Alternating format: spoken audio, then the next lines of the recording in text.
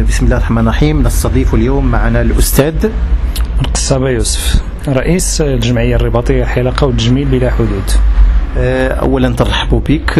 بغينا غير نتعرفوا أولا على الجمعية الرباطية للحلاقة والتجميل، العمل ديالها.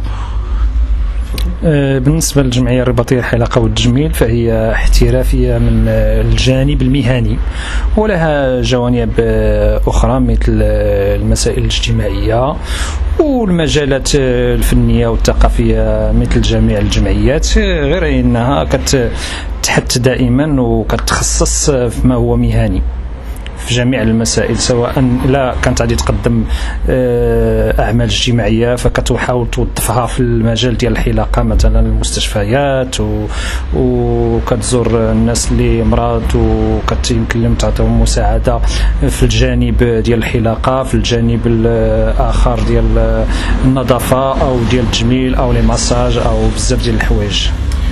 بصفة المؤسسة ديالكم هي جمعية مهنية متعلقة بالحلاقة والتجميل، ممكن تعرفنا شنو المعيقات ديال هذه الحرفة؟ واش تشوفها أنها عندها آفاق مستقبلية، وتشوف واش التنظيم في إطار الغرف واش عملي؟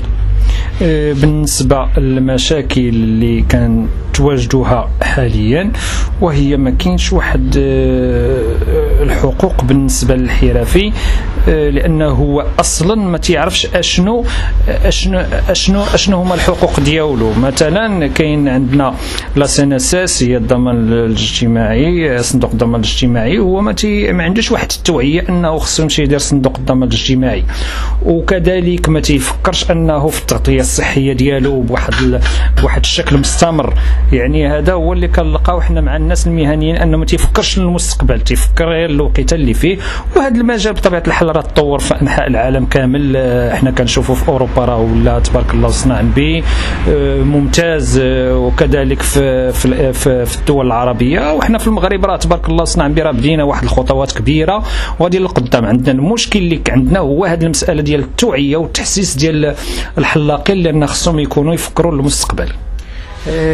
بغينا انتم كجمعيه واش ما تقوموش امور تحسيسيه صحيه؟ مثلا تنعرفوا ان بعض المصادر تقول بان يعني المحلات الحلاقه تيخرج منها مرض الايدز، اذا واش تقوموا بشي توعيه في هذا المجال؟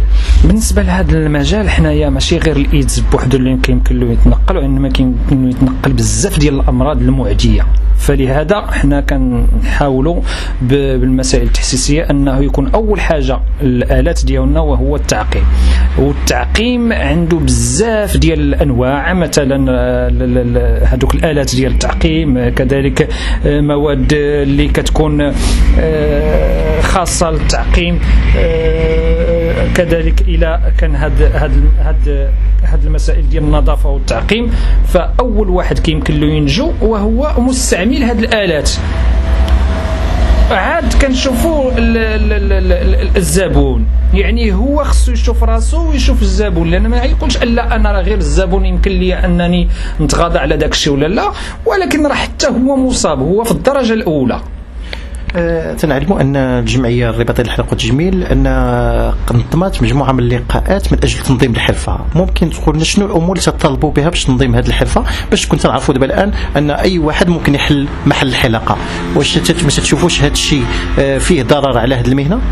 بالنسبه للضرر اللي عندنا هو دابا كثره الصالونات، ولكن قله الجوده، بحيث الى خرج واحد التلميذ من المدرسه ان كنلقاوه ما عندوش بزاف ديال الحوايج، عنده واحد المسائل بدائيه بسيطه ما يمكنلوش لا يزاول هذه المهنه ولا يمكن له يدير بها حتى شي حاجه. اول حاجه اللي حنا كنشوفوا كنبداو بالمدرسه. المدرسه خصو يكون واحد المؤطر فورماتور، واحد الاستاذ لانه متمكن في واحد المدرسه ديال التاطير اللي ما عندناش حنا في سميتو ديال التاطير ديال المعلمين.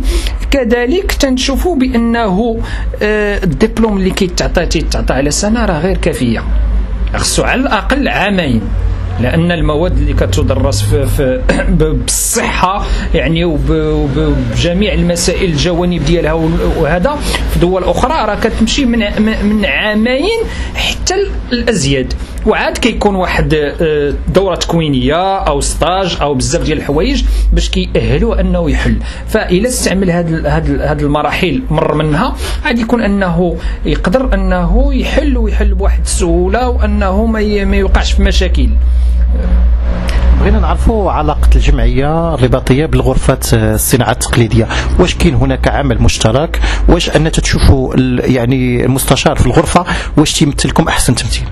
بالنسبة للغرفة اللي احنا دابا في الرباط كاين عمل مشترك كان فايتلو وقع، وحنا دابا في صدد ان غادي نحاولوا ان الغرفة تكون طرف شريك في واحد المهرجان اللي غادي يكون وطني، وغادي يكون حضور دول عربية ودول مغاربية ودول أجنبية، فالغرفة غادي يكون عندها دور حتى هو كذلك مساهم. لحد الآن النشاط الأول اللي دوزنا معهم كان فعال، يعني داك الشيء اللي التزموا به قاموا به.